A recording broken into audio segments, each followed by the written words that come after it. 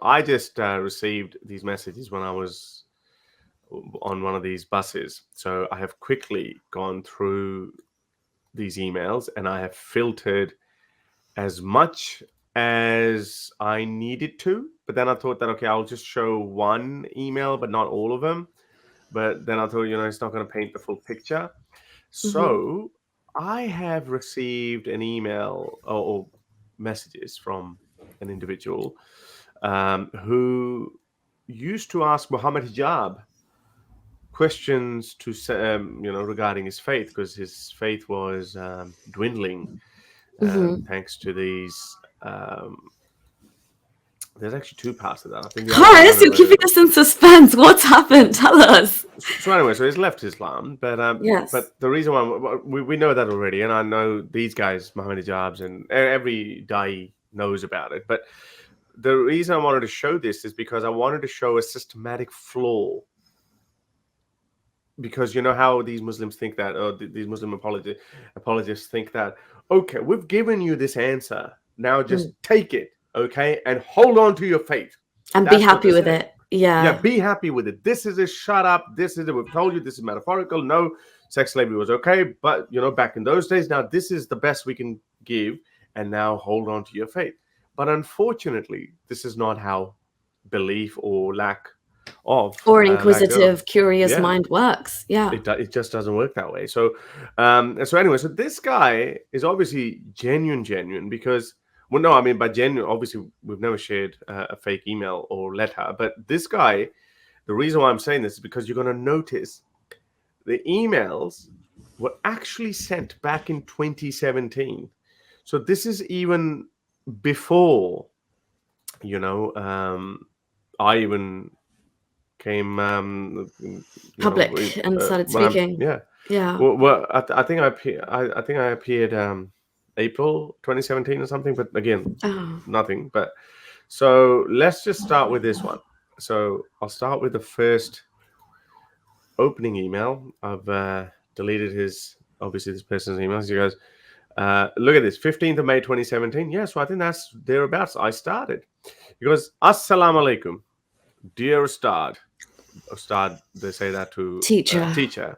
Mm. Mohammed Hijab. I am blah blah blah from Indian occupied Kashmir. I'm a huge fan. I really am glad that we have been blessed with an alim, meaning like a scholar like you, full of knowledge, specializing in how to deal with contemporary crisis. That's a great word. Contemporary Yeah, crisis of contemporary Islam. crisis.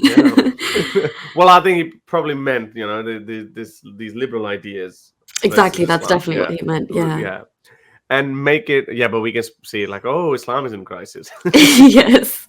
and make it known to the world the religion stands firm, logically and factually at this time of great fitna.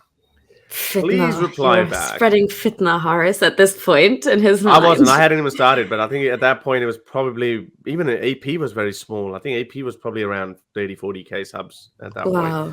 Okay. AP was actually smaller than us back then. Wow. So please reply back. I will be really obliged. I here in India also am faced with some challenges and questions day by day, and many of my Muslim friends have already started questioning the Deen.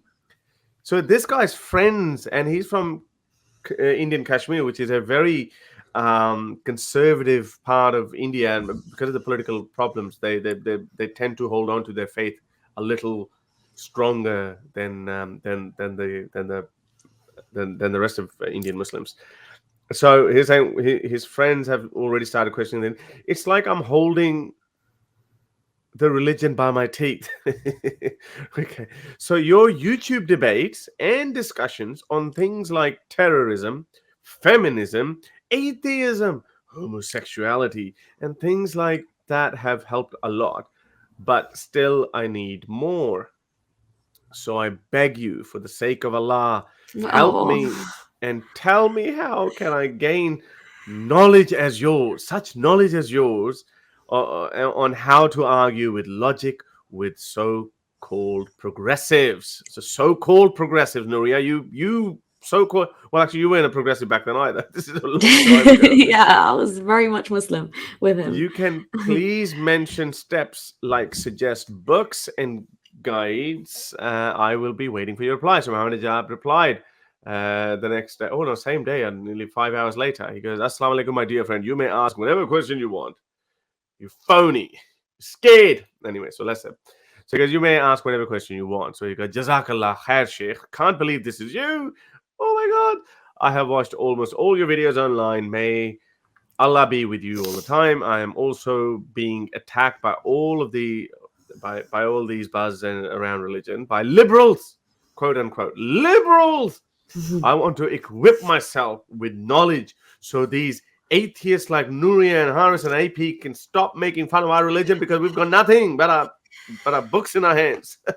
Let's get these human rights extremists. Human rights extremists. That's it. So that I will be able to deal with it as you. Oh, maybe obviously he was because hijab had just turned up. He's a big boy and he's like he tries to intimidate you. So it was a new thing. So people are like, "Oh yeah, this is our share. This is our lion of Islam."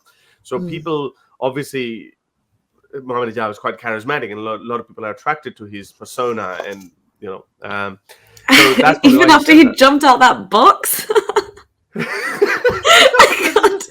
but the novelty is gone. No, Yeah. but you gotta understand. No, but you gotta understand. And again, I'm not saying that as an insult. Yeah. In Urdu, there's a word mukallid, or these orators. These are orators, basically. These are performance artists. Some might say that we are performance artists too, because at the end of the day, we're talking, we're communicating. There's so many other people who might be more knowledgeable than us, but they might not be able to or have the means to communicate to people on such a scale. So anyway, so yes, he did that. He put this persona on. Yeah, you whatever he did, like, oh, you're finished. You're finished. That was a rap style. You're finished, yo. Islamic rap. So yeah, obviously it seems like he's impressed.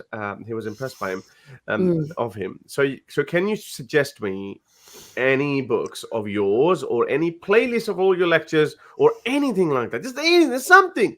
I know this is a long road for me, but I need a start. I will be grateful. So he goes, start with The Divine Reality by Hamza Sources, one of the worst books ever. And get stronger as it relates to the Quran. So anyway, so he said that, and then he replied back. He said, I'm reading the book as you told me to. Lately, a question has been bothering me, as this question has been posed by many critics of Islam. I think at that point, it was more so Christian Prince and David Wood and maybe AP. I hope you will help me with an answer for this. It is said that Prophet Muhammad, after Khaybar, had the food of the Jewish lady who had, so just ignore the grammar, it's not me, who had poisoned the shoulder of the lamb. And after confessing to the crime, the lady said that if you are a true prophet, it won't harm you anyway. So Prophet Muhammad PBUH did not die instant death due to it. Police be upon him. Yeah. Yeah, as did the other companion who had swallowed the food. But during the last days of Prophet, we find he says to Aisha that the poison of the Jewish lady has reached my heart. I have heard scholars say the same poison was the cause of Muhammad's death.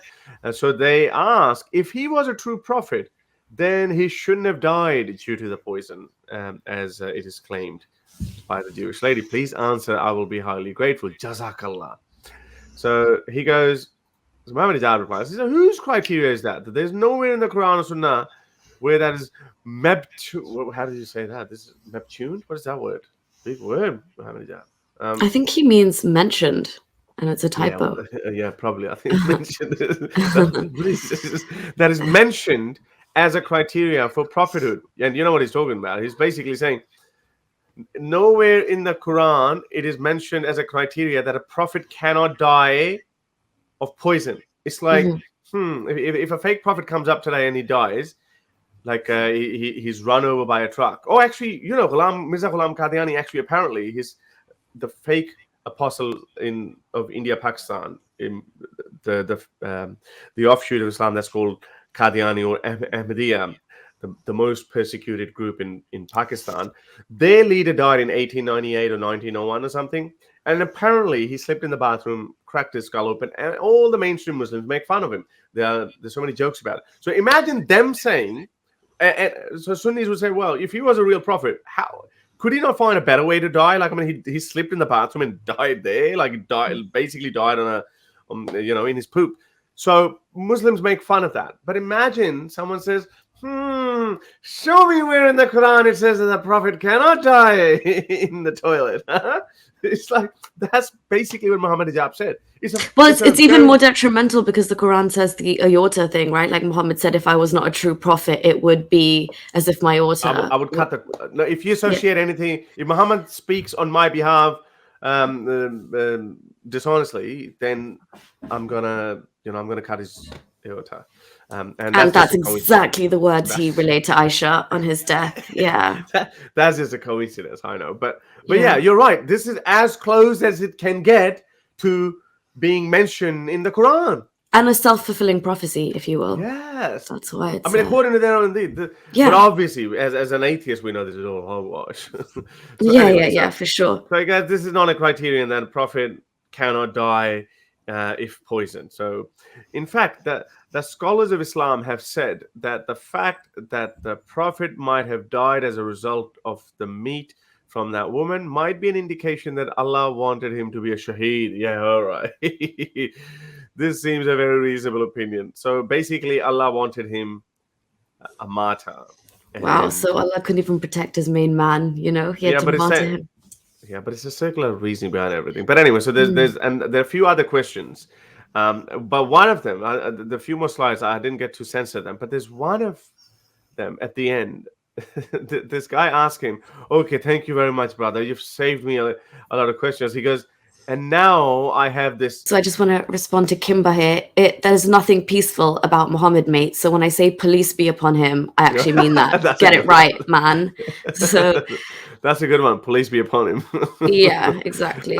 And Kimber, that's exactly what we're saying. There's no verse or hadith that says no prophet can be killed. That's literally the point Haris just made.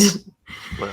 We're saying it's actually embarrassing that it's a self-fulfilling prophecy, which he said, if I was not truthful, it would feel as if my aorta was cut. And those are the exact words he used on his death. So that's embarrassing for you lot. But this is a funny one. So anyway, so there's another one about I think I'll probably share it next week, about how this guy asks him questions about, I think at that point he might have heard me because I really emphasize on a few things like the sun orbiting the earth, sex slavery, scientific mistakes, etc. So he asked him those questions, etc. So we'll go through that at some point. But this is what I thought is funny. He goes, Jazakallah khair, ya Ustad. I don't know how to thank you. You saved my faith. Oh, so you thought. Again, now I have this thick question. He goes, sorry, brother. I don't answer these. Because now we got him some real shit. He categorically said, I don't answer these. Wow. Yeah, can I, so-and-so scholar said that you can have you can have sex with your wife up until 6 hours after her death or something like that. So is that okay? No, because some scholars have made these kind of statements. Like, yeah. So I was like, is that okay? And so Mohammed Hijab said, no, I ain't opening this can of worms. Just let it die there. Or how young should a girl be? Like, anyway. So it's a good thing that eventually, as I said, that and this guy, by the way, he's a very liberal person, because I have been speaking to him for quite some time now. But he never said that he had left Islam. But I think a month ago, a couple of weeks ago, he sent me a photo of him having a beer. So I was like, oh, is that a beer? Because it's the first time. He goes, yeah, I'm not liking it. But then I made some suggestions to him that how, start off with, maybe try some cocktails like mojitos. Yeah, most people don't like beer when they first try it. Yeah, they don't. But anyway, so now he's, after 4 or 5 years, he's totally let go. He just can't believe it. So wow, it's quite. But my point is, look how long sometimes it can take.